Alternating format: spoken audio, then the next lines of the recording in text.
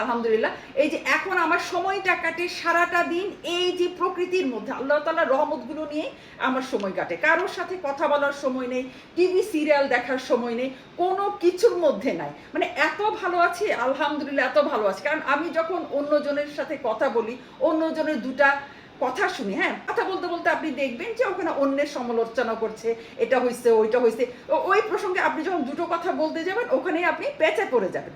তো সেখান থেকে আমি আলহামদুলিল্লাহ অনেক ভালো আছি, কোনো ফোন আলাপ নাই। আমি কারোর সাথে একেবারে একেবারে ফোন আলাপ তো আমি করিই না।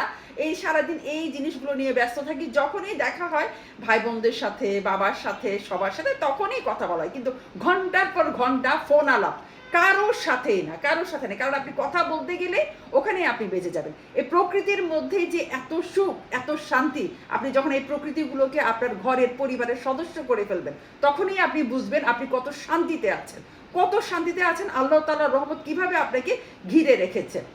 ম্যাক্সিমাম টাইম আমি একটা সময় বন্ধু বান্ধব করে করে আমি যে এত পাগল ছিলাম, কত বন্ধু বান্ধবের কাজ করতে করতে আমার দিন গিয়েছিল একটা সময়। হ্যাঁ, তাদের এই ফরমায়েশ সেই ফরমায়েশ, দুনিয়ার ফরমায়েশ করতে করতে করতে করতে মানে আমার একটা সময় পুরো চলে গেছে। দিন শেষে আমি কি দেখছি, দিন শেষে দেখছি এগুলো সবগুলো ফেক, সবগুলো ফেক। এত কিছু করার পর রেজাল্ট আসলো জিরো।